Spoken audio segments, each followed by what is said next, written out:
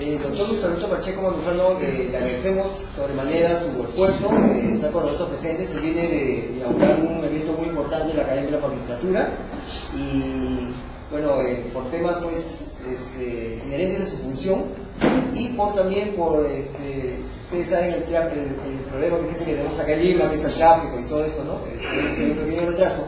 Sin embargo, estamos seguros que su presencia ya de por sí va a ser muy importante para cada uno de nosotros, ¿no? Como está programado, él nos va hoy día en este curso nos va a tocar un tema importante sobre teoría del caso. Nos hemos permitido también pedirle al doctor, ya que la función de él en la academia tiene que ver con el tema de profa y con muchos de los aspectos para poder ejercer la judicatura, que sé que muchos de ustedes están interesados, nos pueda dar algunas pautas al final, ¿no?, de eso, ¿no? Entonces, sin más preámbulo, lo dejo con el doctor Luis Alberto Pacheco Mandujano. Bien, colegas, muy buenas noches. Muy complacido de encontrarme aquí nuevamente con ustedes. La vez anterior tuvimos el honor de inaugurar esta actividad académica, este curso, este diplomado.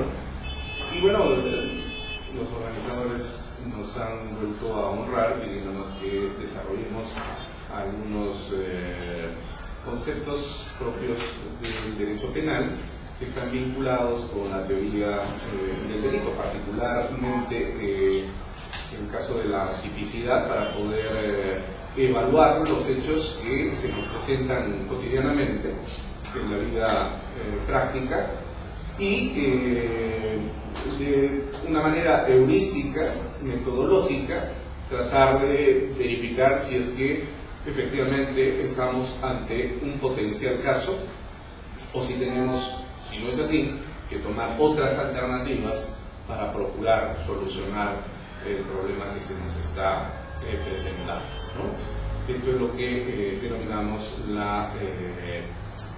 el principio de tipicidad. No sé si es posible hacer una proyección de unas diapositivas que he traído. No tenemos. Ya, bueno, sin embargo se va a... Me hubiera gustado poder hacer esa, porque esto requiere un cuadro, ¿no? Pero no sé si se habrá podido hacer una impresión en todo caso. ¿Ya? Bien. A ver, si me permite, voy a meter el saco para poder hacer más rico. Bien. Veamos. La enciclopedia de las ciencias penales agrupa a una serie de disciplinas que epistemológicamente están catalogadas en algunos casos a nivel del estatus de ciencia. Este es el particular caso del derecho penal. Dentro de esta denominada, reitero, enciclopedia de las ciencias penales encontramos fundamentalmente al derecho penal, al derecho procesal penal, a la política criminal, al derecho penitenciario y modernamente a la victimología, a la victimodogmática, que abordan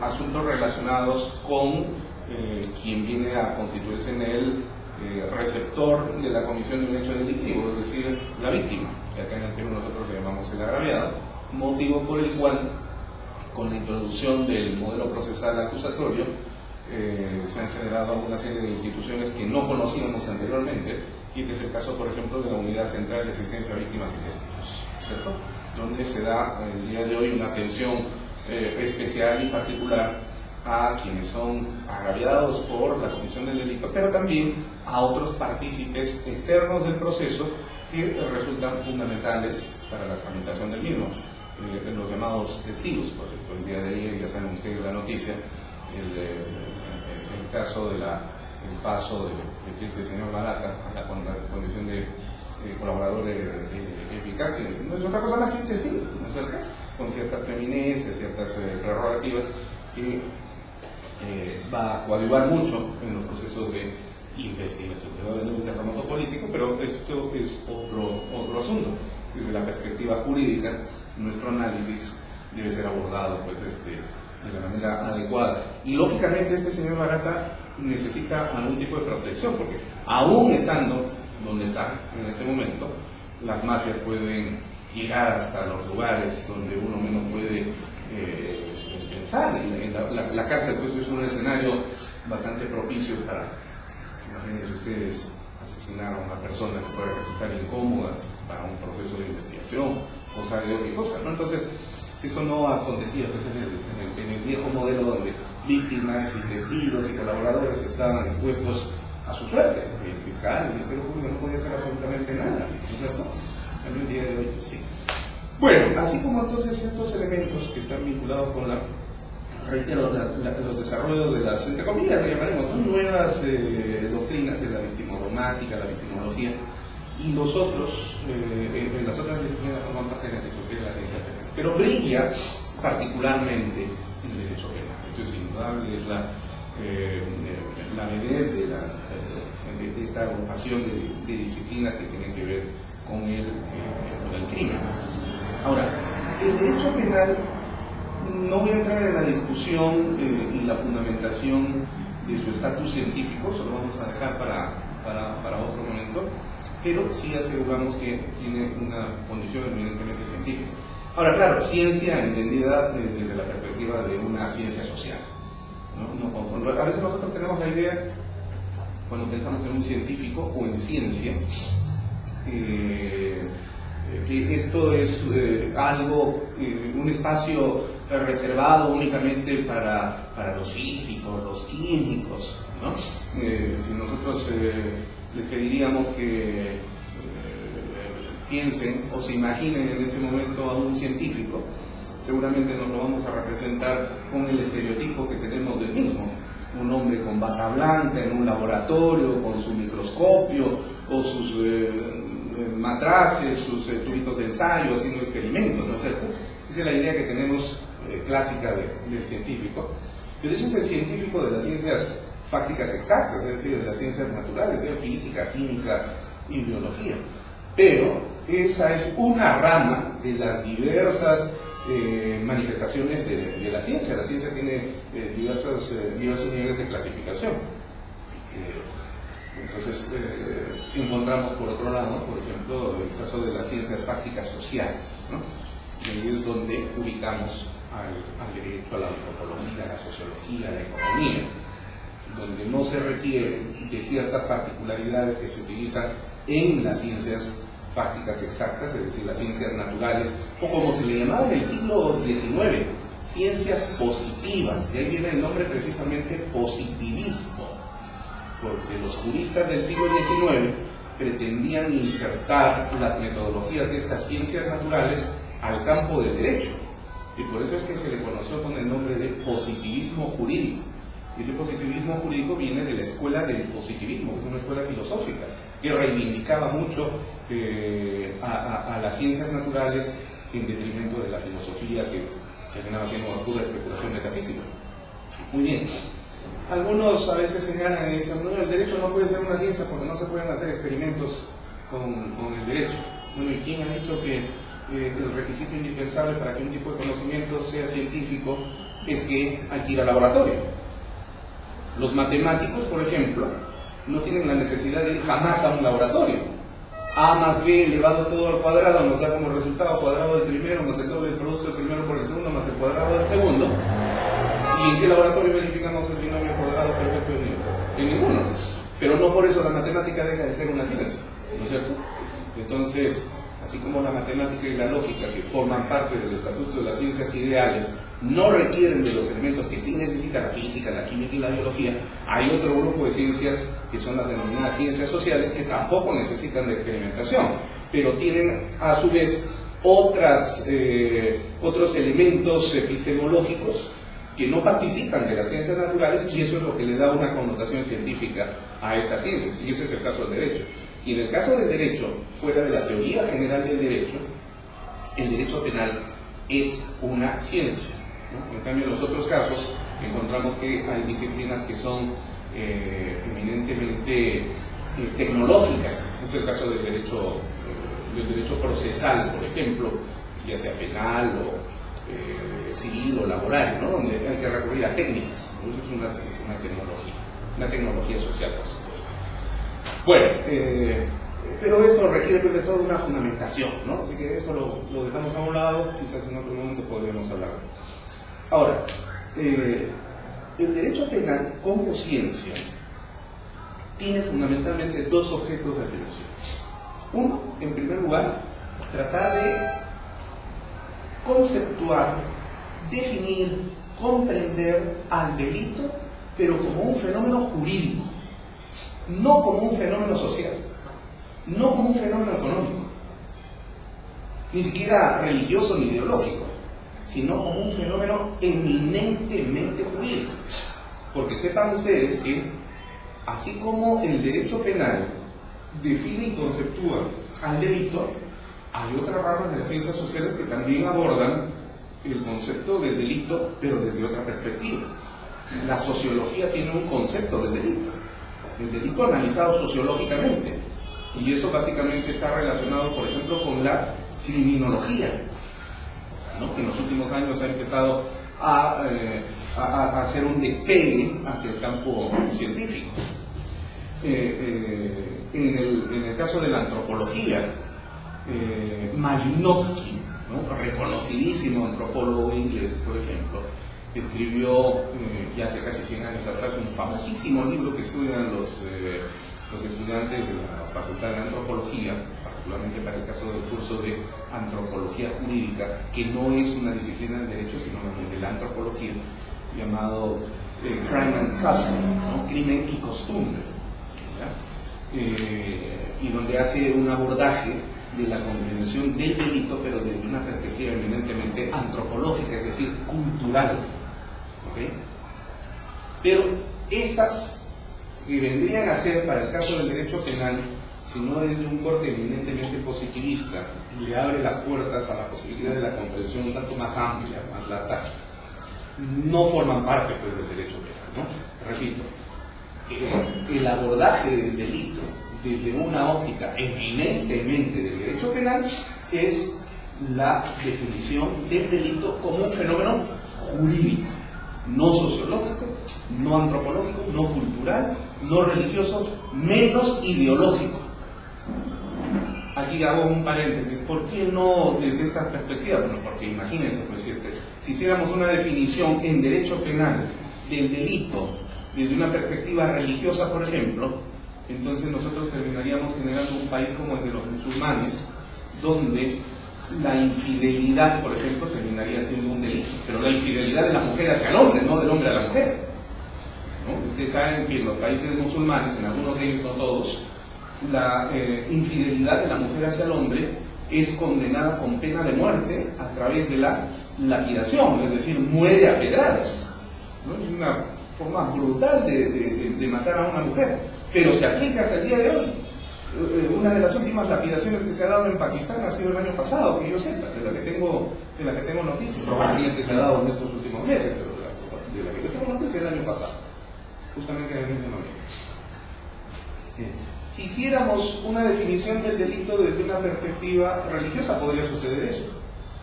Pero el día de hoy saben ustedes perfectamente que la infidelidad no es un delito. Lo fue en el Perú, en el Código Penal de 1924, que fue derogado por el actual Código Penal de 1921, ¿no? Y se llamaba delito de adulterio, ¿no? Y que se penaba con pena de carcelería, si no me falla la memoria, hasta por 2 años o 3 años. Pero eso era porque en la década de los años 10 y 20, cuando se concibe el Código Penal de 1924, el famoso Código de Maurtua, reinaba en el ambiente jurídico-social del Perú, como de todos los países de América Latina, una presencia imponente de la moral cristiana, y por eso es que se penaban pues algunas conductas que eran consideradas en contra de la moral religiosa. En cambio, nuestro código el día de hoy es un código totalmente laico, por lo tanto, entonces, como decía Ramón Arias, el derecho penal no tiene por qué meterse en la cama de nadie, ¿no es cierto? Y no confundirlo con bigamia, que es otra cosa totalmente distinta. Una sacada de vuelta a la ley, no a la persona. Bueno, En los últimos años se ha introducido un concepto ideológico que se ha convertido en un tipo penal y que ha generado, más que beneficios, problemas. ¿Cuál es ese concepto ideológico que se ha positivizado para convertirlo en delito? La categoría de feminicidio. Feminicidio, sepan ustedes, es una categoría de la antropología. No nace en el derecho penal.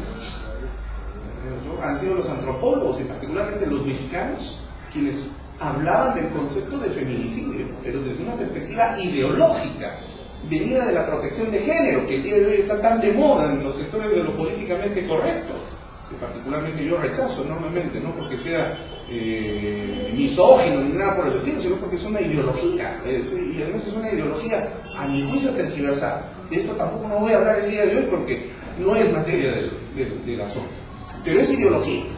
Ahora, se convierte en norma penal, y particularmente en el Perú, dice ese artículo 108-B, será reprimido con pena privativa de libertad no menor de 15 años el que mata a una mujer por su condición de tal. Desde la escritura parecería que tiende a proteger a la mujer, y hay que defender a la mujer, por supuesto. Al criminal que el otro día chocó con su carro en la carretera central y encontraron una mujer muerta en la maletera, y luego se escapó y lo han encontrado en Huancayo, francamente pues merece todo el peso de la ley. Esto es condenable bajo todo punto de vista. No se puede estar matando no solamente a mujeres, ni a hombres, a nadie, no se puede matar a nadie, ¿no? Pero particularmente a la mujer por su condición de inferioridad a veces respecto del hombre. Pero díganme ustedes, procesalmente hablando, porque esta redacción genera un problema procesal. ¿Cómo puede demostrar el fiscal que un hombre que mata a una mujer la está matando porque es mujer? ¿Cómo se puede demostrar eso? Esto es bien complicado. Entonces, este es el problema, porque un hombre cuando mata a una mujer puede matarla por diversas razones, por celos, pero no porque sea mujer, sino por celos, por despechado, porque le quiere robar, porque quiere quedarse con su herencia, porque, no sé, un montón de cosas, pero porque es mujer. ¿Cómo se puede probar eso? Tendría que dejar pues una carta o escribir en el Facebook: yo mato a esta mujer porque la odio a la raza femenina, odio al género femenino. Eso no hay, no existe. A veces hasta matar a un gay podría ser mucho más fácil de demostrar, porque sí hay homofobia, eso sí. ¿Por qué lo mató? Por homosexual, ¿no? ¿Por qué mató al musulmán? Por musulmán. ¿Por qué mató a este afrodescendiente? Porque es afrodescendiente. Pero matar a una mujer porque es mujer, ¿cómo se prueba? Ese es un problema. Entonces, esto es ideología convertida en norma penal. Y el problema es que cuando los fiscales llevan estos casos al Poder Judicial, como no pueden probar se llama dolo trascendente, en este modelo acusatorio, al juez no le queda más alternativa que absolver. Ese es el caso Arlet Contreras, por ejemplo, de Ayacucho, que ustedes recordarán. La chica que en el hotel, este hombre desnudo la agarra del cabello, trapea el piso con ella y todo eso. ¿Cuál fue la conclusión? Absuelto. Y dice la sentencia: la parte acusadora, o sea, el Ministerio Público, no pudo probar el dolo trascendente. Sí, pues, efectivamente. ¿Cómo se prueba que este hombre quería matar, y en el caso que quisiera haber matado, porque eso tampoco fue demostrado, la estaba golpeando, sí, pero no, quería violarla, entonces matarla? El dolo trascendente. Y ahora no lo digo yo porque lo piense. Si ustedes entran, y yo los invito a que ingresen a la página web del Observatorio de Criminalidad del Ministerio Público, van a ver cómo desde el año 2009 hasta la fecha, y ayer justamente he recibido el último reporte de denuncias por feminicidio y formalizaciones de denuncia y de investigación preparatoria en el Perú, han ido disminuyendo los casos por feminicidio. Si nosotros vemos esas cifras desde fuera, Y desde dentro del Perú podríamos decir, qué maravilloso el Perú, no hay feminicidios, no se denuncia por feminicidios, y no es ese el caso. Lo que pasa es que como los fiscales saben que no pueden probar que un hombre que mata o intenta matar a una mujer lo hace porque es mujer, entonces optan por la figura de homicidio simple, u homicidio calificado, o parricidio, si es que se trata de una relación parental, donde no hay que demostrar más que el homicidio, independientemente de que se sea hombre, se sea mujer o se sea lo que fuera. Entonces, las cifras lo dicen, no está funcionando el delito de feminicidio para proteger realmente a la mujer. Y eso, repito, es porque es un concepto ideológico convertido en norma jurídica. Muy bien. Entonces, el derecho penal, por ser justamente como es una teoría positiva del derecho, tiene que hacer una definición jurídica. Y el día de hoy nosotros, digamos, en el sistema de derecho del cual somos tributarios, que es el sistema germano-románico, ¿no es cierto?, la definición universal de delito es más o menos la siguiente. ¿Qué cosa es delito? Es toda acción típica, antijurídica y culpable. Esa es la definición de delito. Aquí no hay elementos sociológicos, no hay elementos antropológicos, no hay elementos ideológicos, sino que es una definición epistemológica. Y en eso todos vamos a estar de acuerdo, todos los que formamos parte de este sistema. Por lo tanto, entonces, solamente será delito aquella conducta humana, y ahora últimamente también se habla de las conductas de las personas jurídicas, ¿no es cierto?, en el caso de la responsabilidad de las personas jurídicas, pero eso es otro tema también.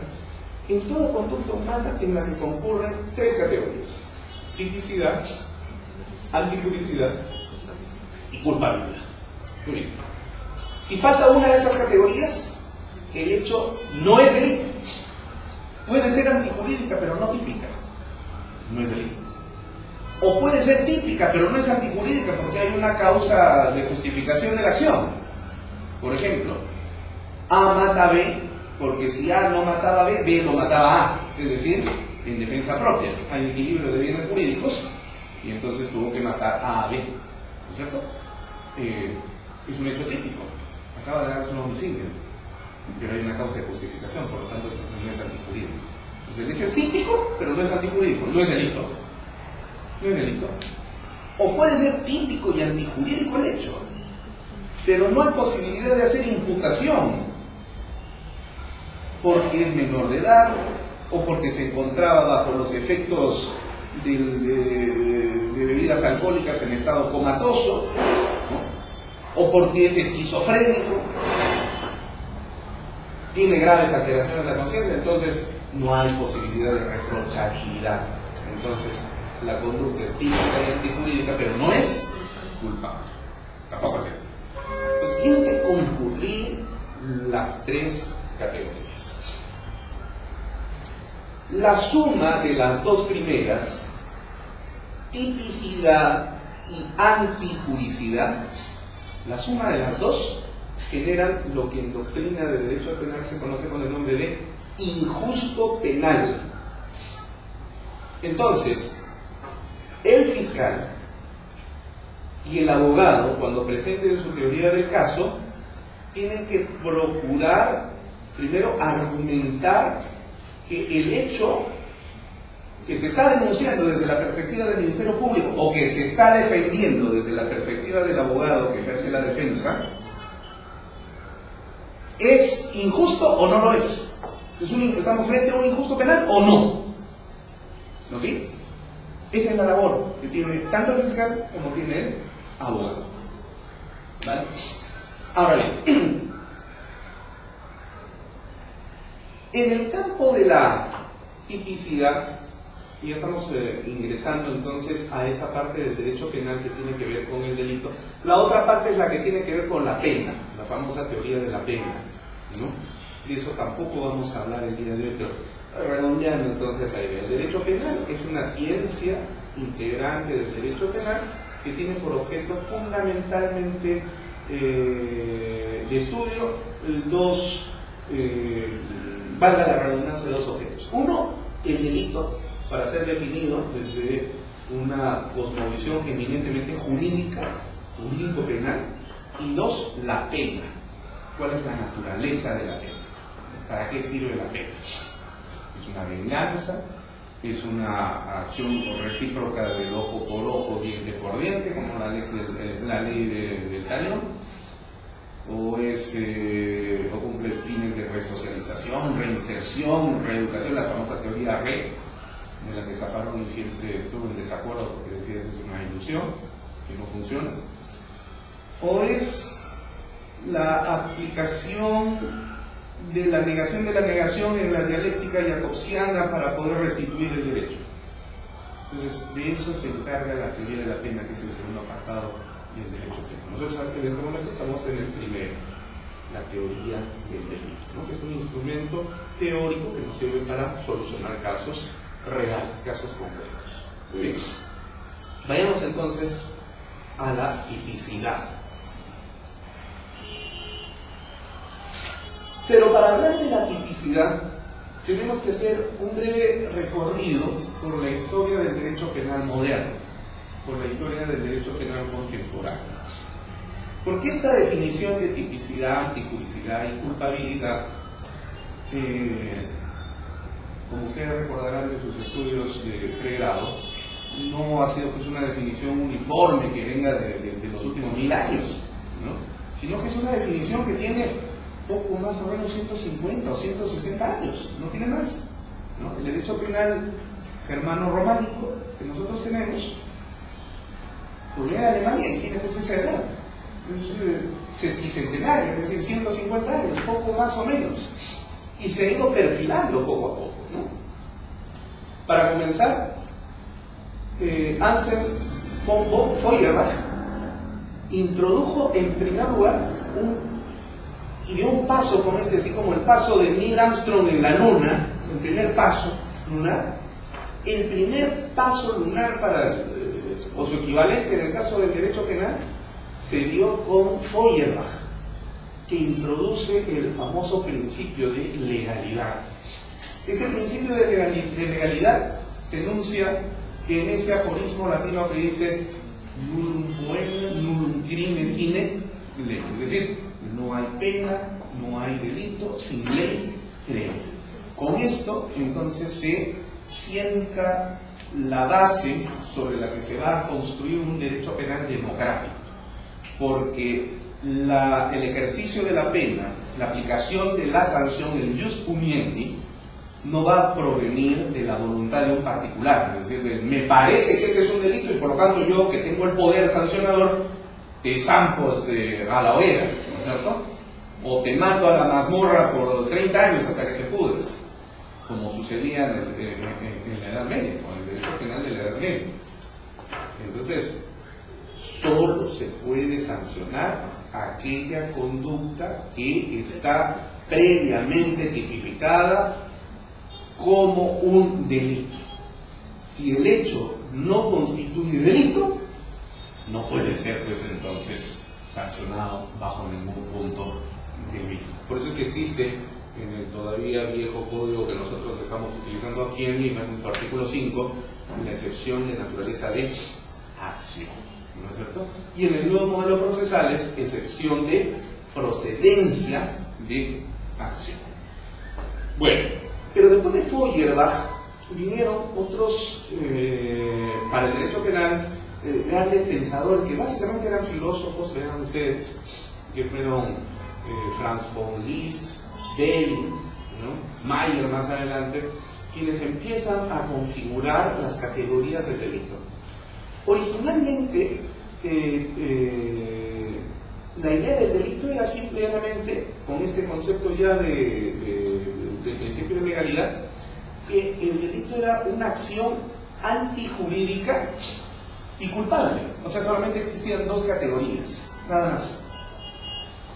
Pero, con el decurso de los años, más o menos en la década de los 60 del siglo XIX, se piensa cómo introducir de manera teórico-práctica esa idea del principio de legalidad en una categoría que nos permita precisamente definir al delito desde un ángulo de un Estado de derecho democrático.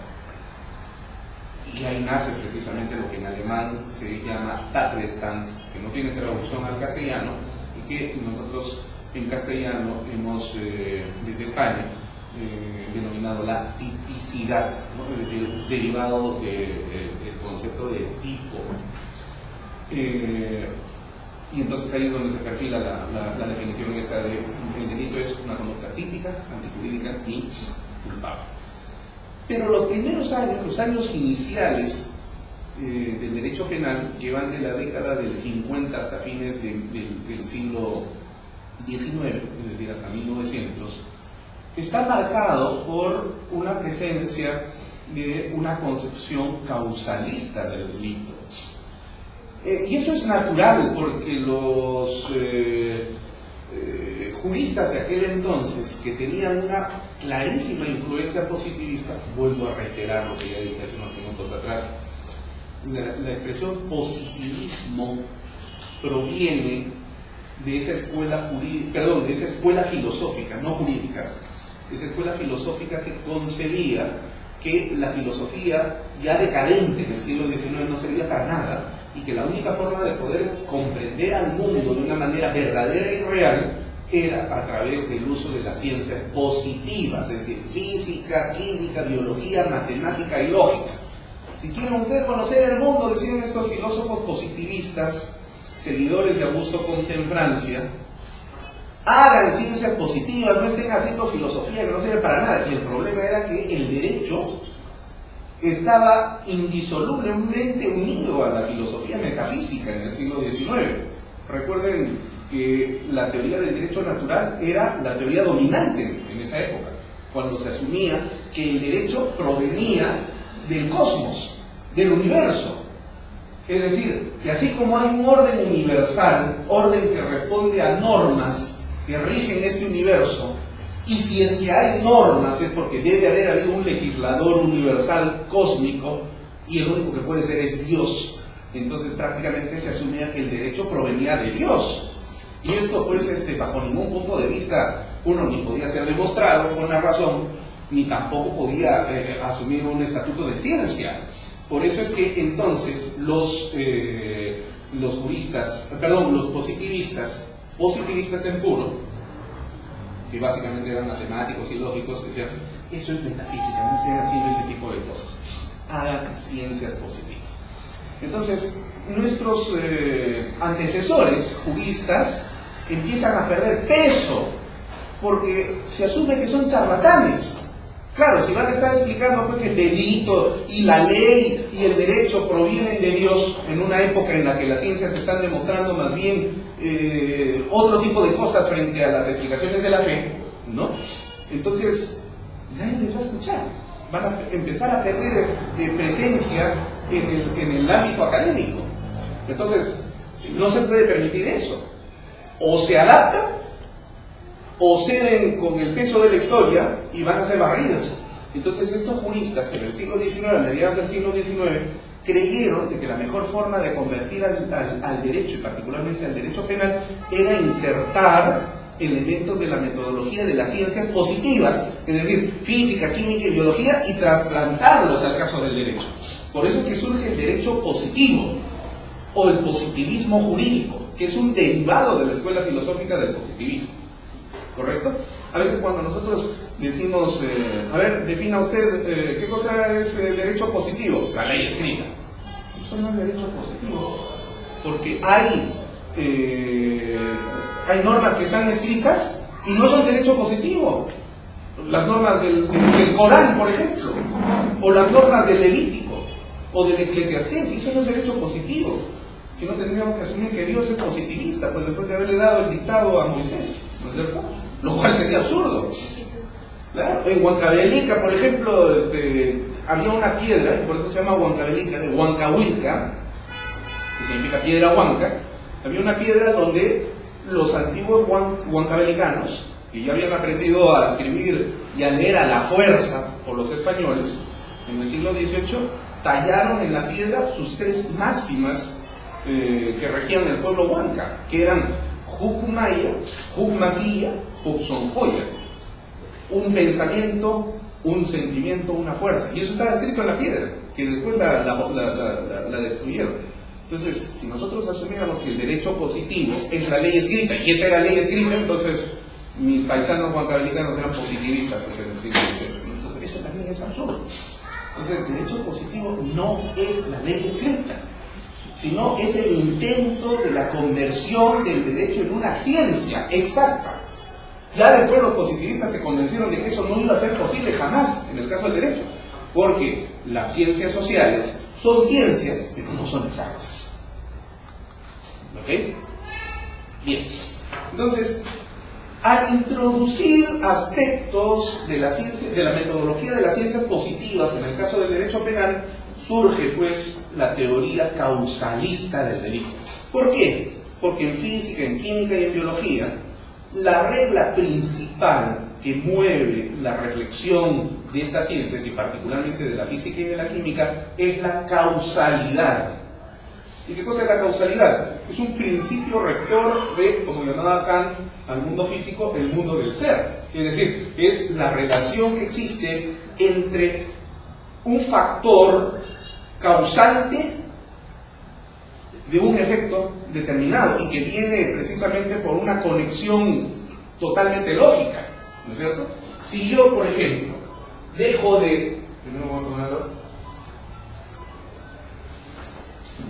sostener este objeto, esa será la causa de su incapacidad. No, la causa de la caída es la fuerza de gravedad. Si yo dejo de sostener este objeto, será la causa por la cual deja de tener estática o estaticidad aquí fuera del alcance de la ley de la gravedad, motor por el cual el efecto pues es su caída, ¿no es cierto? Bien, si yo dejo de sostener este objeto, ¿a alguien se le podría ocurrir la idea de que va a salir volando hacia arriba o hacia la derecha o hacia la izquierda? A nadie, todo el mundo sabe que va a pasar este asunto, ¿no es cierto? Y entonces por eso es que crearon la famosa teoría de la causalidad, según la cual el delito, la acción delictiva era la consecuencia del movimiento mecánico corpóreo que como causa generaba en efecto la transformación irreversible del exterior, es decir, del mundo real, ¿no? Como cuando vamos a matar a una persona, sacamos un arma, tiro de gatillo y estoy generando un movimiento físico, ¿no es cierto? Eso es la causa de la explosión del cartucho de bala y como efecto al impactar el proyectil de bala en el corazón o en alguna zona vital del cuerpo humano de la persona a la que se quiere matar, le produce la muerte. De manera irreversible hemos transformado el mundo. Así que entonces, lo único que tenían que hacer los juristas en ese momento, y por supuesto en el ámbito práctico, los jueces, porque fiscales existían, pero como parte integrante del Ministerio Público, del Poder Judicial, y eran agentes fiscales, ¿no?, que ejercían el Ministerio Público. Por eso es que esa institución aquí en el Perú se llama Ministerio Público, ¿no?, porque ejercían el Ministerio Público. La palabra ministerio, en su séptima de las 8 acepciones que tiene en el diccionario de la Real Academia de la Lengua Española, dice ejercicio de lo público. Así que cuando decimos Ministerio Público es una redundancia, es ejercer la acción pública, y efectivamente pues el fiscal tenía la acción pública para poder dictaminar la acusación o recomendar la solución, lo que fuera. Eso era un agente del Poder Judicial, ¿cierto? Ya después se independiza. Acá en el Perú, ¿no?, porque en otros lugares todavía forma parte del Poder Judicial con cierta autonomía. Bueno, entonces ahí lo único que hacían en sus investigaciones era, a ver, Juan mató a José, listo, ¿qué vamos a hacer en la investigación? Preguntarnos cuál es la causa de la muerte de José, porque Juan le disparó, listo, se estableció la relación de causalidad, va a ir a casa, no había nada más que discutir. Y en el ámbito de la antijuricidad, simplemente discutir si es que el hecho colisionaba contra el ordenamiento jurídico y punto, se acababa, ¿no? La defensa poco tenía que hacer ahí realmente en ese momento. El grave problema de esta teoría, o los dos graves problemas en todo caso, radican en lo siguiente. Primero, que la causalidad no opera en el mundo social. Nosotros somos seres que viviendo en el mundo físico, efectivamente, porque somos materia, sin embargo, tenemos la ejecución de una serie de acciones que no son propias del mundo físico, sino son la manifestación material de nuestras conciencias, y nuestras conciencias no responden a leyes físicas. Eso quiere decir entonces, si yo dejo de sostener este objeto, tengo la plena certeza de que este va a caer. Si tiro del gatillo como causa, tengo la certeza de que se va a producir el disparo. Profesor, no se produjo el disparo porque la bala estaba mojada, la pólvora estaba mojada, por lo tanto no hay causalidad. No, sí hay causalidad. Causa, pólvora mojada, efecto, no se produce el disparo. Yo tengo la certeza de que si un espermatozoide con un óvulo como causa, voy a provocar en efecto la fecundación. Profesor, no se produjo la fecundación porque el espermatozoide era cojo, no tenía la cola, así que entonces no pudo hacer la fecundación. Esa es la causa. El efecto es no fecundación. O sea, en el mundo de la naturaleza, la ley de la causalidad funciona radicalmente en un sentido verdadero, incuestionable. Pero podemos tener esa misma certeza que tenemos cuando, reitero, dejo de sostener este objeto y sé que va a caer por efecto de la ley de la gravedad. Puedo tener la misma certeza que cuando tengo yo un niño que es criado, digamos, en una pareja de esposos muy cariñosos, muy amorosos, llenos de valores que le transmiten precisamente estos sentimientos de cariño, de respeto de pareja, de puntualidad, de honor, de responsabilidad social. Es decir, todos los valores se le transmiten, todos los domingos van a misa, el papá muy cariñoso con la esposa muy cariñosa con el papá, no se sacan la vuelta el uno con el otro, no se insultan. Es decir, una pareja, la familia Ingalls, ¿ya? Pero podemos tener la misma seguridad que ese niño cuando tenga 30 años va a ser un hombre de bien al 100%. Nadie podría tener esa certeza. O sea, no puede haber una relación de causa-efecto de manera absoluta entre este hecho social y el otro hecho social. Porque puede ser el caso de que ese niño haya sido bien formado y termina siendo un grave criminal. Ese es el caso de Abimael Guzmán. Abimael Guzmán fue un niño muy querido. Estudió en el mejor colegio religioso que tiene Arequipa. Gracias. Y probablemente uno de los mejores colegios religiosos del Perú, La Salle. Su mamá lo adoraba, lo engreía, era un niño que tenía, a diferencia de sus hermanos, habitación solo para él, para que no le fastidien para estudiar, porque era un niño muy estudioso. Iba todos los domingos a misa y termina siendo el jefe de Senderos Luminosos. Entonces, no hay una relación de causa-efecto. O sea, lo que quiero decir es que en el mundo social, donde nosotros estamos regidos por nuestras conciencias, pero no por leyes físicas, no puede operar la causalidad. Por lo tanto, entonces, la teoría causalista del delito no puede responder realmente al fenómeno jurídico delictivo de la sociedad. No se podría entender el delito desde esta perspectiva. Esto no es física jurídica, no existe física jurídica, no hay una física social, como creía Comte.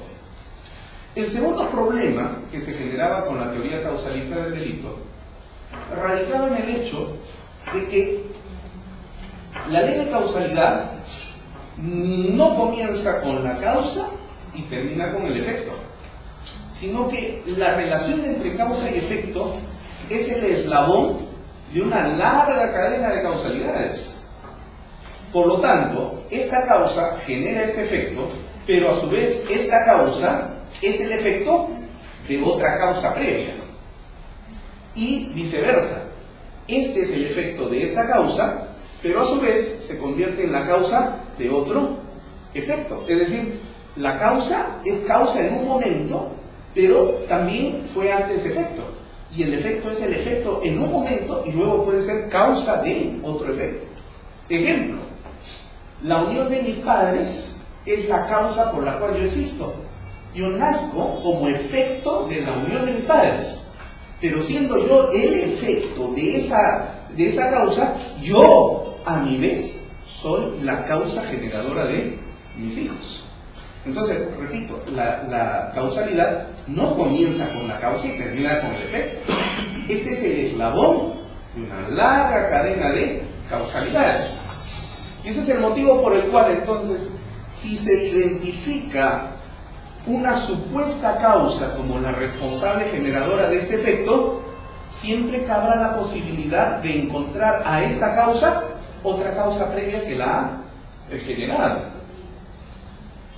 Entonces, como decía Manuel Abanto Vázquez, a quien deben conocer ustedes, era un profesor de San Marcos y ahora ya en Alemania, hace varios años atrás, decía, si es que nosotros empezamos a retroceder en relaciones de causalidad, siempre vamos a tener que encontrar un culpable único de la comisión de todos los delitos o de la generación de todos los delitos, y en este caso será Adán, ¿no? Como decía el niño. Porque claro, imagínense ustedes que Juan mata a José, porque José estaba teniendo relaciones con la novia de Juan. Entonces Juan, al matar a José, lleno de furia y de ira, es procesado por el delito de homicidio, y su abogado, en un sistema causalista, podría decir, sí, efectivamente, la causa de la muerte de José es la acción homicida de mi cliente Juan. Pero, ¿por qué operó Juan así, de esta manera, lleno de ira, para cegarle la vida a José? Es porque hay una causa previa, y esa causa es la infidelidad de su novia. Así que, como diría esa filósofa peruana, o es peruana, nacionalizada, ya mexicana, gracias a Dios, que pase la miserable, podríamos decir, para que el Ministerio Público le haga también proceso de investigación, ¿cierto? Por ser la causa de la causa generadora de este efecto. Y el abogado de esa mujer también dirá, pues sí, pero lo que pasa es que ella se comportaba así porque sus padres le dieron un mal. Imagínense hasta dónde podríamos retroceder en causalidad y si no hubiera principio de legalidad. Entonces, el principio de legalidad le ponía frenos, pero la causalidad podía seguir retrocediendo, no sabemos hasta dónde. Es por eso que a fines del siglo XIX, el causalismo naturalista cambia de giro y se convierte en un causalismo valorativo, donde se dice, bueno, solamente vamos a hablar de esta relación de causa y efecto, no vamos a hablar de la cadena, sino solamente del eslabón, pero vamos a hacerlo de la siguiente forma: conditio sine qua non, es decir, condición sin la cual no hubiera sucedido tal hecho. Entonces, volvemos a este ejemplo. Juan mata a José. La pregunta es, que se tendría que formular el fiscal y el abogado: si Juan no hubiera matado ese día a José, ¿de todas maneras hubiera muerto José? Entonces, si nosotros respondemos a la pregunta diciendo no, José hubiera seguido vivo si Juan no lo hubiera matado. Entonces es claro que hay una relación de causa y efecto entre la acción de Juan y el efecto de muerte de José. Pero si quitamos o suprimimos mentalmente la acción homicida de Juan, y de todas maneras ese día José iba a morir, digamos, porque había otros sicarios o que terminan matándolo, ¿verdad? O porque le da un infarto minutos antes de que Juan le dispare, o qué sé yo, cualquier cosa. Entonces no se establece esta relación de causalidad y se busca la causalidad hacia otro ámbito. ¿Okay? Eso se llama la causalidad restrictiva. Tampoco funcionó, pero sin embargo esa fue una teoría que estuvo vigente hasta la década de los años 30 y 40, inclusive del siglo XX. En cualquiera de los dos casos, el causalismo diseñaba una categoría de tipicidad únicamente vinculada con los elementos del tipo tales como bien jurídico tutelado, sujeto activo, sujeto pasivo y conducta típica, nada más.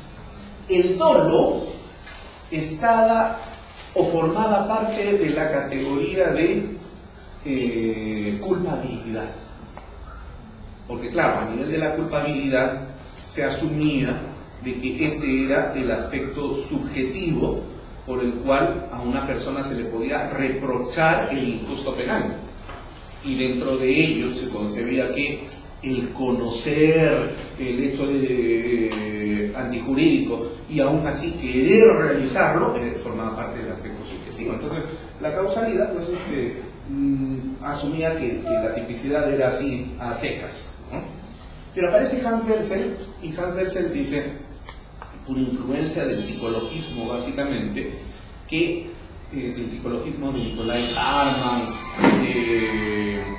Thomas Erisman y otros psicólogos de la década de los años 20 del siglo XX, es decir, hace casi 100 años atrás, que la conducta humana no puede ser nunca causal, sino que la conducta humana, la acción humana, siempre está dirigida a la realización de un fin determinado. Por eso es que Welsel es el creador de la famosa teoría finalista del delito, ¿no? ¿Por qué se le llama teoría finalista del delito? O teoría de la acción final. Porque, a diferencia del causalismo, en la acción ya no se busca una causa, sino lo que se investiga es cuál era la finalidad de la acción de este sujeto para ser realizada. Si se encuentra que efectivamente la finalidad que tenía el sujeto se concreta en la realidad, entonces hay la posibilidad de hacer una imputación. Y si no, entonces queda fuera del ámbito penal. Es esta la razón entonces por la cual Welsel cree que es muy necesario trasladar el dolo de la categoría culpabilidad hacia el ámbito de la tipicidad. Y entonces la tipicidad se bifurca en dos niveles: tipicidad objetiva y tipicidad subjetiva. Y eso es lo que tenemos nosotros el día de hoy. En el nivel de la tipicidad objetiva, analizamos los elementos tales como lo que hemos heredado del causalismo: bien jurídico tutelar, sujeto activo, sujeto pasivo, conducta típica, ¿no?, punibilidad y otros elementos o características propias del tipo penal en algunos casos específicos. Y luego la tipicidad subjetiva. Ahora, ¿qué debe estar en la tipicidad subjetiva? Ya que Welsel creía de que la acción humana es la realización de una serie de actos tendientes a conseguir un fin predeterminado, entonces es evidente que si yo me proyecto un fin, por ejemplo, quiero matar a Juan, esa es mi finalidad. Para matar a Juan, yo tengo que, con conciencia, con voluntad de realización del acto y con conocimiento de que esta acción es ilícita, ejecuto los actos necesarios para matar a Juan. Por lo tanto, entonces, por excelencia, todo delito tendría que ser doloso. Porque claro, el ponernos un fin presupone que yo tenga conocimiento y voluntad de la realización de ese fin, ¿no es cierto?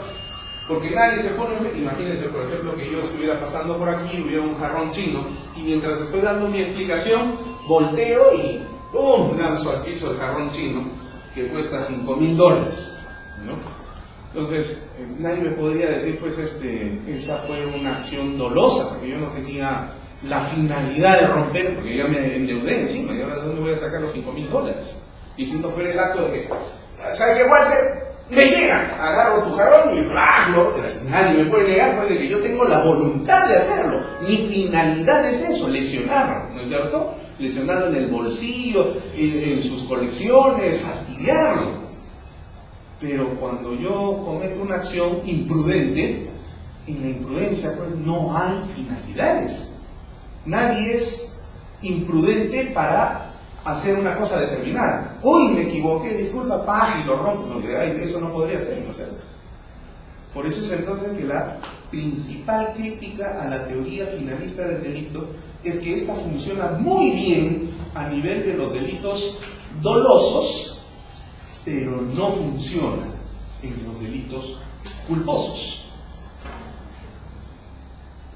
Ahora, y sin embargo, sí ha tenido la posibilidad de poder solucionar casos específicos en los delitos tradicionales que nosotros conocemos. Por eso es que la mayoría de los ejemplos en los libros clásicos de derecho penal siempre vienen dados con los ejemplos esto de A mata B. El ejemplo por excelencia siempre es A mata a B, ¿no es cierto?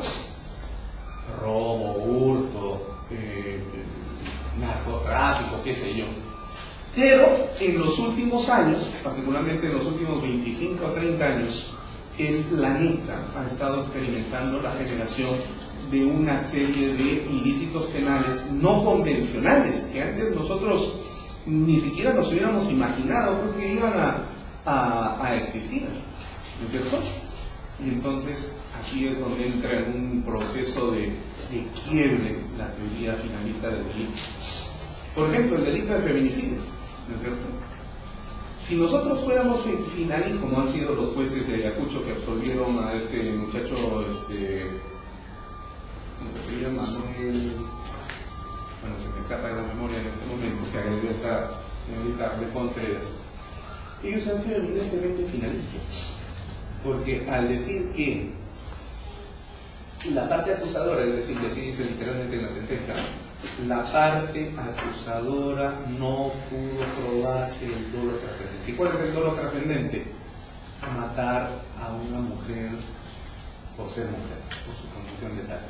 Es decir, si fuéramos finalistas absolutamente, tendríamos que demostrar que el hombre se proyecta a un fin, y ese fin es matar a la mujer por ser mujer. Y reitero, eso no se puede probar. Entonces, el delito, la teoría de la acción final no responde en casos como este. O no responde, por ejemplo, en casos tales como, por ejemplo, lavado de activos en comisión por personas jurídicas, donde hay toda una estructura criminal, ¿no es cierto? Caso Odebrecht, por ejemplo. Es complicado tratar de encontrar ahí finalidades, cuando lo que más bien son, lo que existe son roles de participación dentro de la estructura organizativa de esta red criminal. Y ese ha sido el motivo por el cual entonces el finalismo pues ha empezado a hacer agua por algunos lugares. Para tratar de salvar este asunto, es que se ha ido refinando poco a poco la teoría finalista y se han insertado algunos conceptos que han generado la teoría de la imputación objetiva. Más o menos, porque no tengo el tiempo suficiente para poder hacer una explicación sobre este particular, la imputación objetiva significa, como su mismo nombre lo señala, es hacer una imputación de la conducta a los tipos objetivos, o a los elementos objetivos del tipo, perdón. De modo tal entonces que exista una relación entre tipicidad subjetiva y tipicidad objetiva, a lo que Zaffaroni le denomina congruencia típica.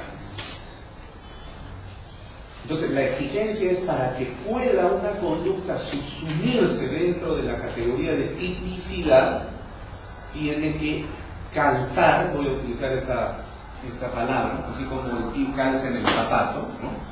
Si el zapato es de nuestra talla adecuada, va a calzar muy bien. Si nuestro pie es más grande que el zapato, no calza. Si nuestro pie es más chico que el zapato que me estoy poniendo, tampoco calza. Tiene que ir el pie con la calzatura correspondiente. Igual, si el lecho calza a nivel de los elementos objetivos de tipo, de tipicidad objetiva, y se verifica de que hay una posibilidad de imputación de la acción dolosa a esos elementos del tipo, entonces hay una relación de congruencia típica, imputación objetiva. Claro que hay elementos ahí de prohibición de retorno, la causalidad y qué sé yo, otros elementos más, dependiendo si somos roxinianos, si somos jacobsianos, que tienen sus características y efectos respectivos.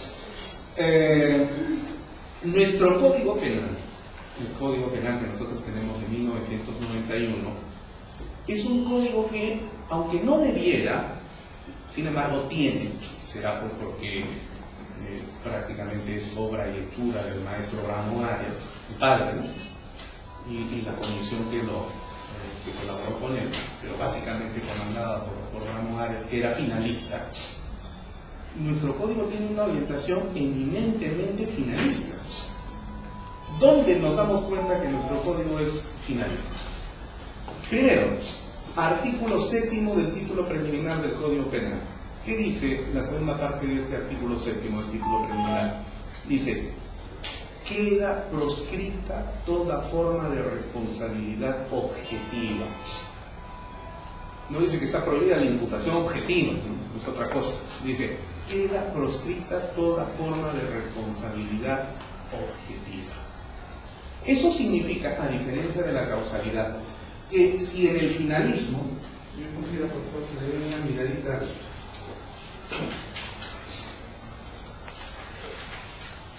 A ver, aquí, estructura epistemológica del finalismo. Lo tenemos.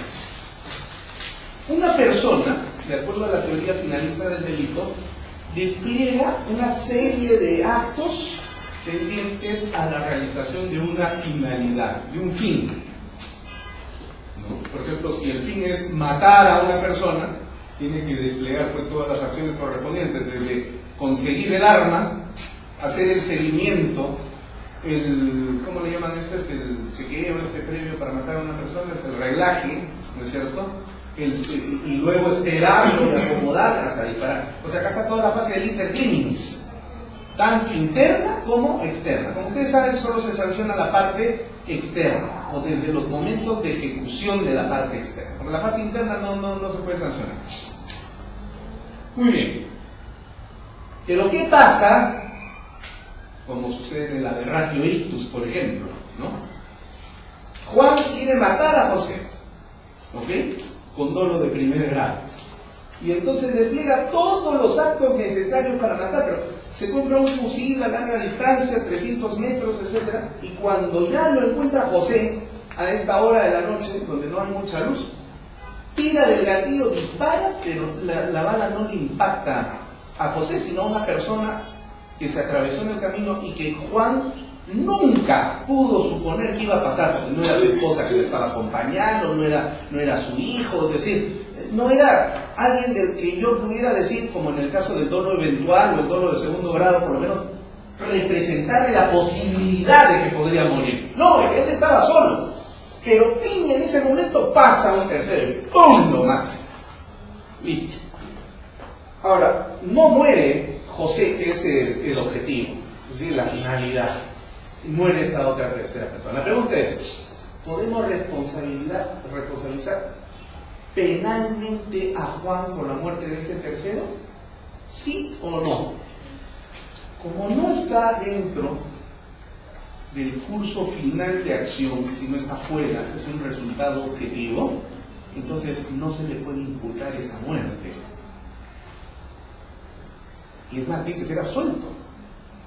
Y entonces, miren, imagínense, si nosotros como abogados, podríamos decir, ¿no? Oigan, ¡qué injusticia! O sea, tenemos un muerto, al fulano lo han detenido, pero no lo podemos meter a la cárcel, porque no estaba en el curso final de acción, sino que es un resultado fortuito. O sea, es un resultado objetivo, ajeno al curso final de acción. No es justo. Bueno, sí, pues, no será justo, pero no se olviden ustedes aquí esta característica del derecho.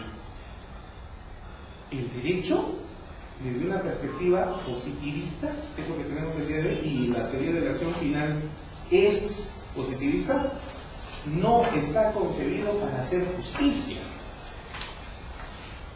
O sea, la finalidad del derecho, positivistamente hablando, no estoy hablando naturalistamente, sino positivistamente hablando, no está concebido para hacer justicia. Por una sencilla razón: porque nadie sabe qué cosa es la justicia. Es un valor abstracto, sí, pero ¿cómo lo definimos? Aquí en este salón tenemos nosotros a 12 personas. Si yo les pregunto a los 12 por su concepto de justicia, es muy probable que cada uno me dé un concepto diferente respecto del otro. Habrán coincidencias entre uno y otro, podríamos asemejarla, pero de acá podríamos sacar hasta 3 o 4 conceptos de justicia. Para algunos, justicia será dar a cada quien lo que le corresponde. Ese es el concepto clásico, pero también incompleto de justicia, porque solamente es dar. Un concepto más lleno, como el de John Rawls, por ejemplo, sería dar, pero exigir al mismo tiempo, para que haya equivalencia entre la exigencia de derechos y el cumplimiento de obligaciones, deberes. O justicia en un sentido islámico, o justicia en un sentido cuáquero. Entonces, esto dependería pues de la concepción axiológica que el juez tenga respecto de justicia. Y eso no se puede permitir en un Estado democrático, lamentablemente. Entonces, y el Poder Judicial pues tampoco no es una institución que esté destinada a hacer justicia, ¿no es cierto? Entonces, ¿cuál es la labor del derecho y del Poder Judicial? Es aplicar la norma de manera metodológica al caso concreto. Esa es la misión. Aplicar la norma jurídica de manera metodológica al caso concreto. Si como resultado de esa acción podemos obtener un acto de justicia, enhorabuena. Pero eso es un efecto secundario. No es la misión. No es la misión. No es lo primario. Es lo secundario.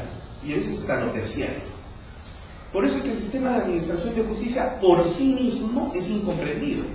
Porque claro, hay en el imaginario colectivo de la gente una idea de que vamos a la justicia para poder obtener justicia. Se equivocaron de lugar, ahí no van a obtener justicia nunca. Porque por más de que le den la razón, eso no es justicia. Es la aplicación de la norma jurídica de manera metodológica al caso concreto. Los jueces del caso Arlet Contreras en Ayacucho aplicaron la norma jurídica de manera metodológica al caso concreto.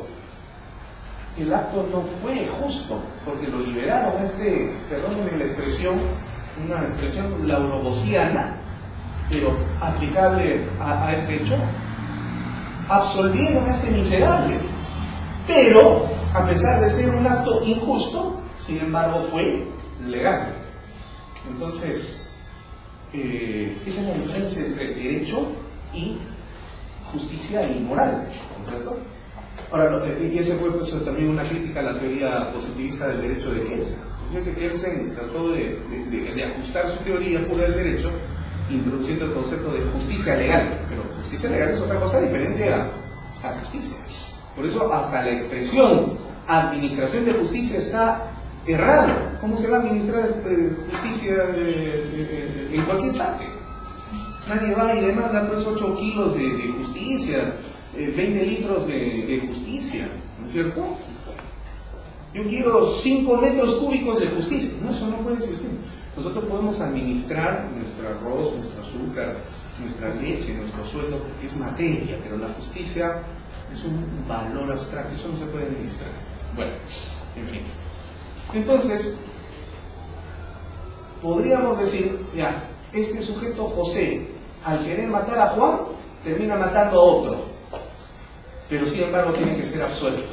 ¿Qué injusto? Bueno, será injusto, pero es la aplicación, pues. De acuerdo a la teoría de la acción final, que no es la única, felizmente, que no es la única. Ahora, claro, puede ser procesado por tentativa acabada de homicidio en agravio de José, que resultó vivo, ¿no es cierto? Al final murió otro, entonces por ahí le podemos sacar la vuelta y podemos mandarlo a la cárcel por tentativa acabada de homicidio, aunque no sea por la muerte que ha causado, sino por la que iba a causar. Ya de alguna manera se puede pues, hacer justicia si es que se pretende buscar justicia, aunque no es la finalidad. Entonces, en este sentido, nuestro código es finalista por introducir esa concepción de queda proscrita toda forma de responsabilidad objetiva. Y segundo, cuando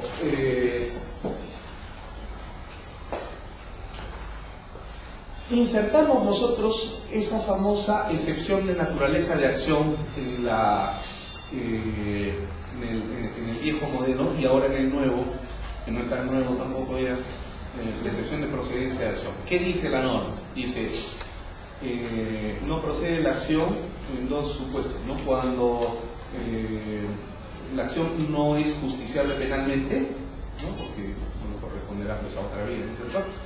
O cuando el hecho no constituye el delito. Ahora bien, el hecho no constituye delito puede ser por dos causas, por dos razones. Uno, porque no está tipificado ese hecho como tal en el Código Penal. Y dos, porque puede ser que sí esté tipificado en el Código Penal, pero resulta de que la conducta no se adecua a la categoría tipicidad, porque no hay congruencia típica entre tipicidad subjetiva y tipicidad objetiva, lo cual genera que no haya congruencia típica y se presenta la figura de la atipicidad, es decir, se excluye la tipicidad. El hecho puede ser antijurídico, pero no es típico. Y entonces, al quitar una categoría, el hecho ya no constituye delito. Eso solamente es posible en finalismo, porque solo el finalismo asume que la tipicidad tiene una doble estructura, tipicidad objetiva y tipicidad subjetiva. Eso no podría haber sucedido en el causalismo. ¿Ok? Bien. Hay otra teoría, que es la teoría del rol social. La teoría del rol social, de Gunther Jacobs, nos dice que tanto el causalismo como el finalismo son teorías ontológicas del delito. Es decir, son teorías que se preocupan demasiado por la realidad de la acción. Y ese es un grave problema, porque ya sea porque fuésemos causalistas, tanto el fiscal como el abogado deberían estar abocados a demostrar que hay una relación de causalidad entre la acción del imputado y el efecto causado. O en el finalismo, probar que la finalidad era esa y no la otra, y entonces tratar de hacer una adecuación. Bueno, otra vez voy a poner como ejemplo el feminicidio. Abogado que defiende casos de feminicidio se la lleva linda, porque aunque no mueva un dedo y no pronuncie palabra alguna, les aseguro que el fiscal nunca va a poder probar que un hombre mata a una mujer porque es mujer. Entonces, como no va a poder probar, ¿no? ¿Por qué? Porque este es un tema ontológico, es decir, es un tema de conciencia. Si yo fuera fiscal, para poder probar que un hombre ha tenido la finalidad de matar a esa mujer porque es mujer, solamente podría llamar a dos personas como testigo de ese hecho. Uno, a la propia conciencia de ese hombre, y tendría que inyectarle pentatol sódico para que pueda, ese es el famoso suero de la verdad, para que diga pues por qué ha querido matarla. Y si confiesa y dice bajo los efectos de esa droga, sí, yo quería matarla porque esta mujer no tiene pene y por eso es una raza maldita y la voy a matar, esa misoginia, eso es pues matar a una mujer por su condición letal, ¿no es cierto? Pero no podemos hacer eso, porque eso es una violación de los derechos fundamentales de este sujeto. La segunda persona a la que tendría yo que llamar es al omnipresente, al omnipotente, al que todo lo sabe. No estoy hablando de Google, estoy hablando de Dios, que todo lo ve y todo lo sabe. Pero tampoco puedo llamar a Dios como testigo porque, para comenzar, ¿dónde le notifico? Entonces, mis únicos dos testigos son manifiestamente imposibles, porque además son testigos de la conciencia de ese sujeto. Entonces, por eso se llama teoría ontológica, tanto el causalismo como el finalismo. Muy bien, Jacob rompe con esto y dice, ya no se metan en esa discusión. Vamos a poner los pies en la tierra y vamos a entender la acción desde una perspectiva eminentemente normativa. Y sucede que normativamente hablando, y esto ya con una fusión, no fusión, sino una influencia de la sociología, habermasianas, sobre todo, no marcianas, sino habermasianas, de Julian Habermas, se asume que cada persona tiene o cumple o desempeña no uno, sino varios roles sociales durante el día y a lo largo de los días de su vida.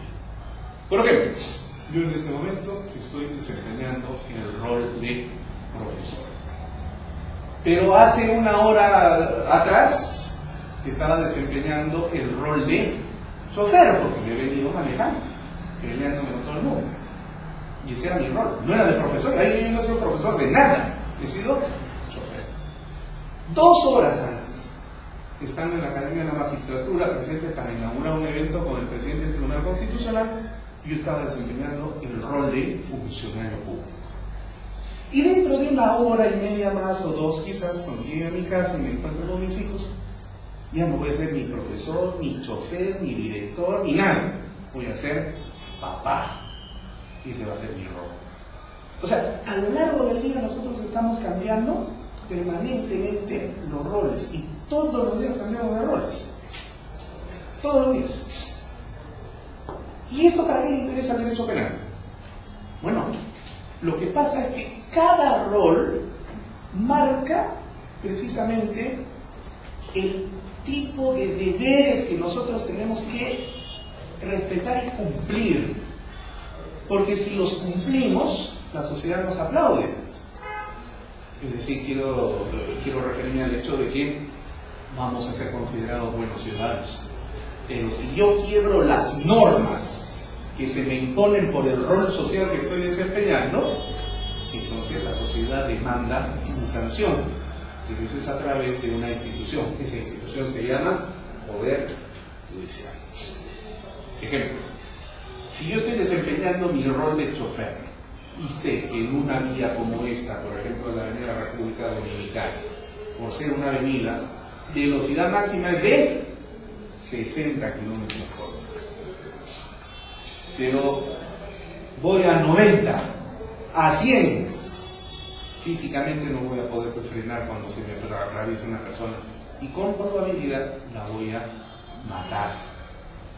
Entonces estoy infringiendo mi deber en el ejercicio de mi rol de chofer. He quebrado la norma, por ende merezco una sanción. Por eso es que aquí, en este gráfico, el último, este es lo que denominamos la teoría normativista de la acción, ¿no? El funcionalismo de Jacobs. Tenemos en el centro a la persona. Y ojo, para Jacobs solo es persona aquel sujeto que vive en una sociedad donde impera el derecho y cumple con las normas. Porque si una persona quiebra constantemente las normas, deja de ser persona. Deja de ser persona. Y merece un tratamiento severo. Por eso es que para Jacobs hay 2 tipos de delincuentes. Uno, aquel que comete un delito porque, bueno, pues un día, ¿qué le habrá pasado por la cabeza, ¿no? Imagínense, por ejemplo, el hombre que es demandado por omisión de asistencia familiar. No hay llamada, omisión a la asistencia familiar. No es omisión a la asistencia familiar, es omisión de asistencia familiar. Tanto está fregando, según él, ¿no? La mamá del hijo, o su esposa, o esa esposa, lo que fuera. Ya no te pago nada, aunque el juez, no hay poder humano que me haga pagar esa sentencia. No te pago. Listo. La mujer agarra y se va a Huancayo, donde abre el proceso penal y mandan a la cárcel por delito de omisión de asistencia familiar, al igual que nadie. Mandan a la cárcel, inmediatamente. No hay mandato de comparecencia, ni mandato de detención, hasta que pague la mitad de los devengados, por lo menos. Y esta persona está cometiendo un delito en ese momento. En el ejercicio de su rol de padre, ha quebrado la norma y ha quebrado el mandato judicial. Por eso merece una sanción. Es un delito, omisión de asistencia familiar. Váyase a la cárcel. Y en la cárcel es otra cosa. La primera noche nada más ya es desesperante, ¿no? A lo mejor esa misma noche le hacen algo. Lo apuñalan, lo violan, cualquier cosa puede pasar, ¿no? Bueno, pero sí, pues, claro, estoy exagerando un poquito, pero es que la cárcel es la cárcel. Claro que lo van a mandar primero a la sección esta de ¿cómo le llaman? El CENIN, me parece que, ¿no? Donde se hace la repartición por la comisión del delito al pabellón A, B, C, D, pero la cárcel, doctor, la cárcel es la cárcel. Si usted alguna vez ha ingresado a la cárcel, sabrá que, o sea, como abogado, ¿no? No como cliente de la cárcel. No quiere estar pues, en la cárcel. Entonces esta persona, después de, como sea, la familia hace su pollada a la señora Cruz para poder pagar aunque sea la mitad, sale de la cárcel y podemos tener nosotros socialmente la seguridad cognitiva de que este delincuente, porque es un delincuente, ha cometido un delito, por eso se llama delincuente, no va a querer volver a tener esa experiencia. De donde sea va a pagar para la siguiente, ya no va a querer volver a la cárcel. Entonces este es algo que la categoría a la que Jacob se llama el ciudadano, ¿no? Es decir, es el hombre que quebró la vigencia de la norma y hay que sancionarlo, pero es un desliz reparador. Luego de que experimente la dureza de la cárcel, van a salir y ya ni más a este que aplicar un derecho penal de ciudadano. Pero hay otros que hacen de su vida o hacen del delito su vida. Van cometiendo delito tras delito, entran, salen, no sé cómo hacen, entran, salen, pero ya esto ya no tenemos. Acaba de salir el engaño. ¿Quién puede tener la seguridad cognitiva de que este muchacho no va a volver a cometer un delito? Por allá me podría decir, es usted discriminador porque hay que darle una oportunidad al muchacho, se ha equivocado. Bueno, cristianamente podríamos pensar así, pero no sé, yo particularmente tengo problemas. Ojalá no fuera. Pero socialmente hablando, digamos, hay la duda, ¿cierto? Incluso la inseguridad de que vaya a evitar cometer estos delitos. Muy bien, entonces a este tipo de gente Jacob le llama enemigo. Y esto hay que explicarle un derecho duro, un derecho sin tanta garantía. Ese es el derecho que se le ha aplicado a Guimarães Guzmán, por ejemplo, ¿no? Entonces, en el ejercicio del rol, esta persona, que es persona, repito, porque cumple el derecho, porque si no cumple el derecho, no es persona y hay que sancionarlo. Y la sanción presupone volver a convertirlo en persona. Entonces, en el ejercicio de su rol, uno, por ejemplo, aquí pongo, ¿no? Como funcionario público, ese es su primer rol. Tiene deberes y responsabilidades que tiene que cumplir como funcionario. Si las cumple, bien. Si no las cumple, lo sancionaremos por los delitos correspondientes. Peculado, concusión, delitos que cometen funcionarios públicos, delitos calificados por el agente. Pero esa misma persona también es un padre de familia, luego ejerce su rol. Si cumple sus normas como padre de familia, entonces, bien, enhorabuena. Pero si infringe estos deberes y responsabilidades que emanan del ejercicio de este rol, habrá que sancionarlo. Rol social 3, chofer, igual. Por ser chofer, tiene un conjunto de deberes y responsabilidades que no son los deberes y responsabilidades del funcionario público, son los de chofer. Como los de chofer no son los del funcionario público. Cada rol social tiene sus propios deberes y responsabilidades y uno tiene que cumplirlos dentro de ese campo, ¿no? Entonces, la acción para Jacob ya no tiene que ver con cuál era tu finalidad, cuál era la causa. No. ¿Cuál era su rol social? Tal. ¿Cuáles eran los deberes y las responsabilidades que tenía en el ejercicio de ese rol? Tales. A, B, C, D, etc. ¿Lo cumplió o no lo cumplió? No, acá quebró. Listo. ¿Cuál es la norma a la que debe subsumirse esa conducta? En el tipo penal tal. Entra. Por ejemplo, ensayo, para terminar ya esta clase. Si los jueces de Ayacucho hubieran aplicado la teoría del rol social en el caso de Ted Contreras, probablemente este chico Adriano estaría en la cárcel hasta el día de hoy. ¿Por qué? Porque, claro, como ellos aplicaron finalismo, entonces era evidente que el fiscal no iba a poder probar la finalidad de matar a una mujer por su condición de tal. Pero si hubiera aplicado teoría del rol social, ahí la cosa era distinta. porque la evaluación hubiera sido a nivel de ¿cuál era el rol de Adriano Pasos en ese momento? En una relación de género. Hombre, mujer. El hombre frente a la mujer en una relación de género tiene una serie de derechos, pero también de deberes que se imponen frente a esos derechos. No puede estar agarrando pues a punta pieza a la mujer. Igual la mujer respecto del hombre.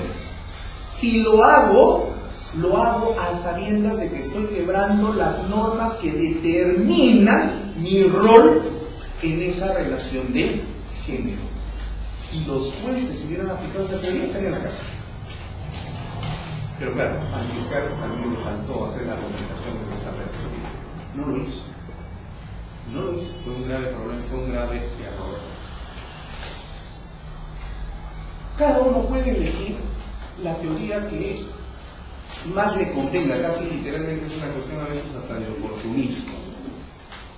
¿Cuál es la teoría que me conviene al caso que yo tengo?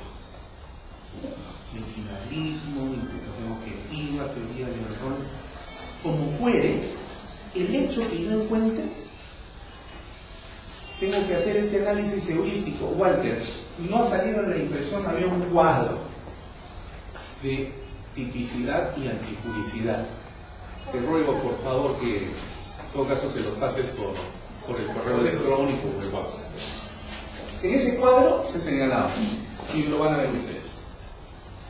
Tengo un hecho concreto, por ejemplo, A mata a B, listo, tipicidad objetiva. El primer elemento que tengo que buscar es bien jurídico. ¿Cuál es el bien jurídico en este caso?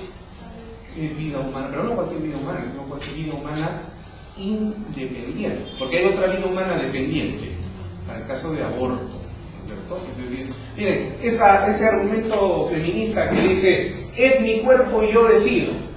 Bueno, sí, en efecto, la mujer como el hombre, pues a lo Christian Meyer puede ponerse siliconas, aumentarse, reducirse, ese es su cuerpo, no puede arreglarse su nariz, cambiarse ¿cómo se llama esto? Maxilar, lo que quieran. Pero la anidación del embrión está en el cuerpo, pero no es su cuerpo. Entonces no me vengan con ese cuento de que es mi cuerpo y yo decido, por lo tanto aborto a la hora que me da la gana. No, ese no es un argumento.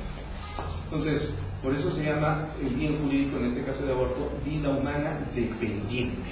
Entonces, cuando digo A mata B, ¿no? Estoy hablando de una persona que mata a otra, es vida humana independiente. Ahora, en el caso de Jacobs, en la teoría del rol social, a Jacobs, el bien jurídico lo saca a un costado y dice, no, ya el tema del bien jurídico no es cosa, aquí es la protección de la norma, la vigencia de la norma, por el cumplimiento de deberes y de responsabilidad. Pero salvo el caso de Jacobs, ¿no? Que todavía no es teoría dominante, aun cuando en la Corte Suprema de la República se han dado jurisprudencias que tienen orientación jacobsiana, ¿ya? Por ejemplo, este es el famoso caso de la gallina en el distrito de Hualguas, en la provincia de Huancayo. Lincharon a un abigeo que agarraron, de varios abigeos que se habían robado unas gallinas. Procesalmente hablando, por las 5 gallinas que se habían robado, cada gallina costará ¿cuánto? 15 soles, ¿no? Multiplica usted por 5, no sale pues las 4 URPs que exige el 444 del Código Penal para que no sea falta sino sea delito. Por lo tanto, entonces la gente sabe perfectamente que si me entrega la policía lo va a soltar. Pero ya ellos están hartos pues, de que le roben sus gallinas, sus chanchos, sus carneros, así que listo, justicia a mano propia, se acabó, acá le prendemos fuego y lo matamos.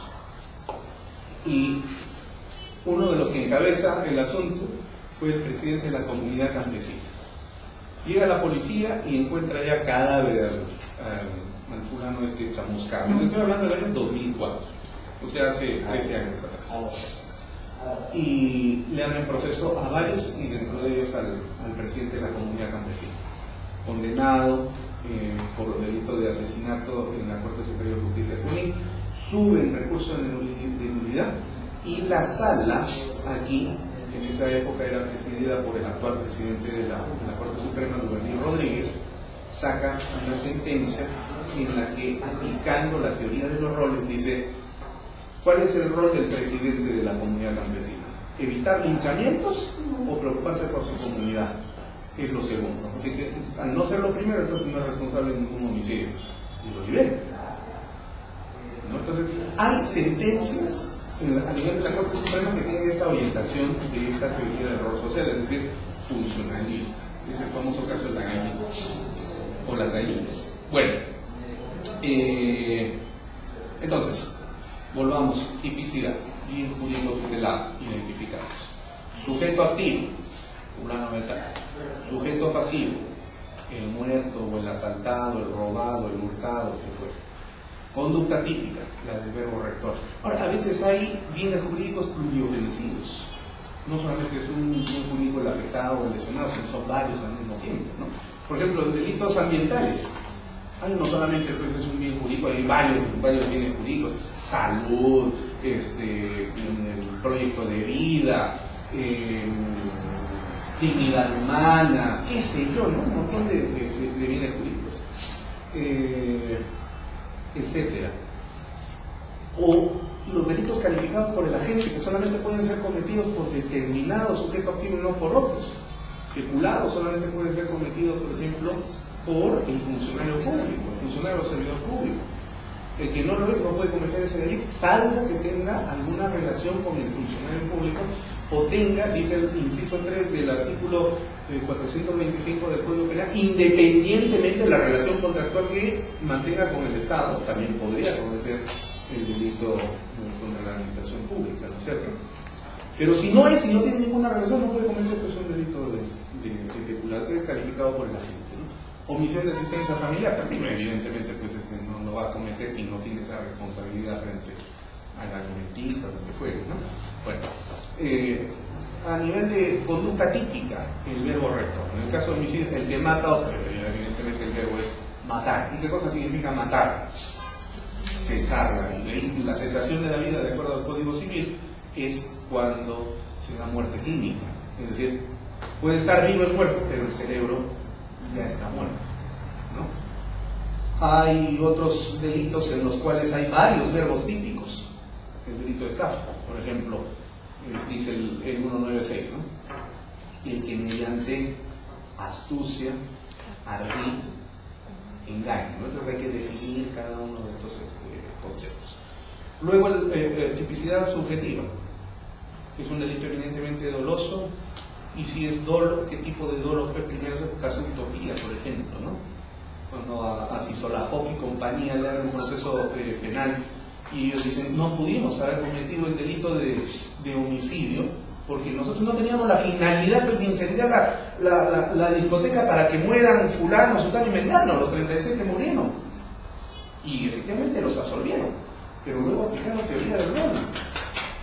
Y a nivel de dolo, simple y llanamente se utilizó, porque el dolo tradicionalmente es concebido como conocimiento y voluntad, es decir, hay un elemento cognitivo y un elemento volitivo. La suma de ambos genera el dolo.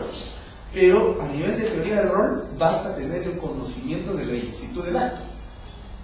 Y entonces eso fue lo que le aplicaron a Sisolajov y compañía, ¿no? Por eso le pusieron ni siquiera homicidio culposo, sino lo mandaron por homicidio, ¿no?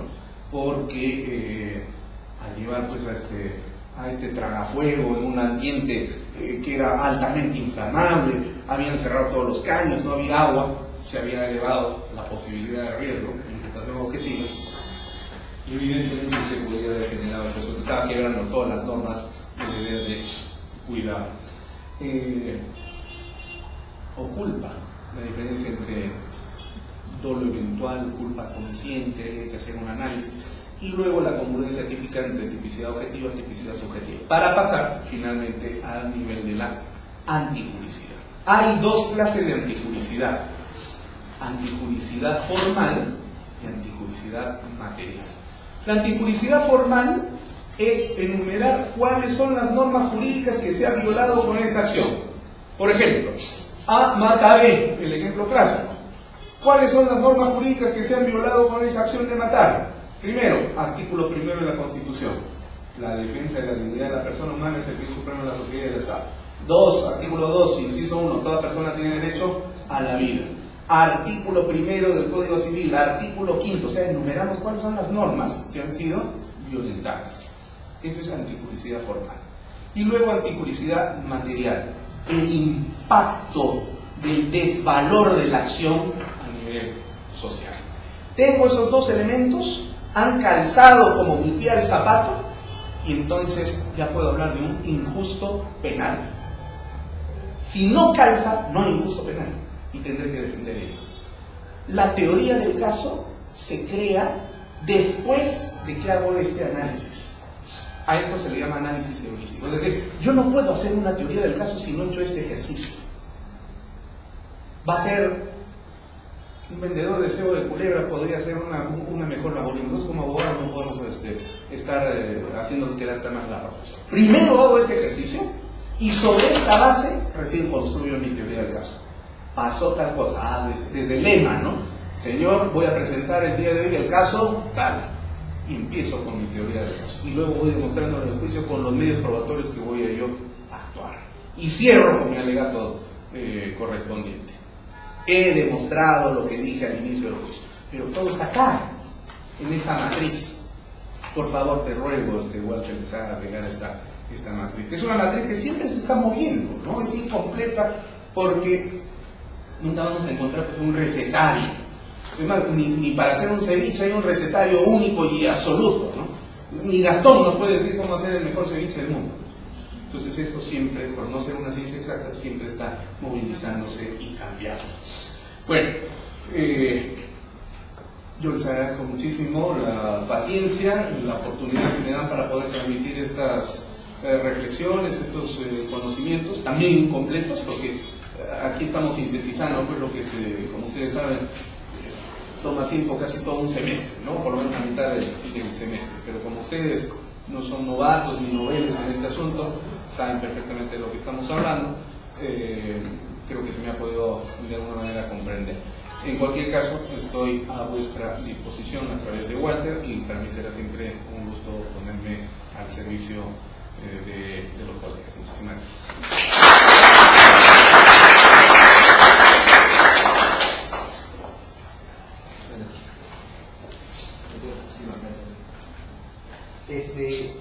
Solamente, doctores, para agradecerle nuevamente al doctor Luis Alberto. Esperemos que no sea la última vez que nos acompañe. Siempre, a pesar de que estamos en contacto permanente, esa información que usted nos ha enviado, les prometo que la vamos a ver mañana mismo, así como también ya tengo la lectura del doctor Fidel Rojas Vargas. Nuevamente mi agradecimiento al doctor Luis Alberto, su casa cuando usted desee. Muchas gracias. Muchas gracias. Un momentito, doctor. Permiso. Gracias. Hasta luego. Buenas noches. Buenas noches. Hasta luego. ¿Tienes preguntas de esa manera? Doctor, por favor. Solamente para empezar, aprovechando el momento que, la demora que tuvo el doctor Luis Alberto, hemos ido con cada uno de ustedes, creo, ya viendo el tema de los nombres, el tema de que exactamente es el principal, siempre para la certificación es el principal problema, ¿no? Que estén los nombres correctamente, ¿no? Porque hemos tenido experiencias un poquito no muy agradables, en el sentido de que a veces por una tilde o por una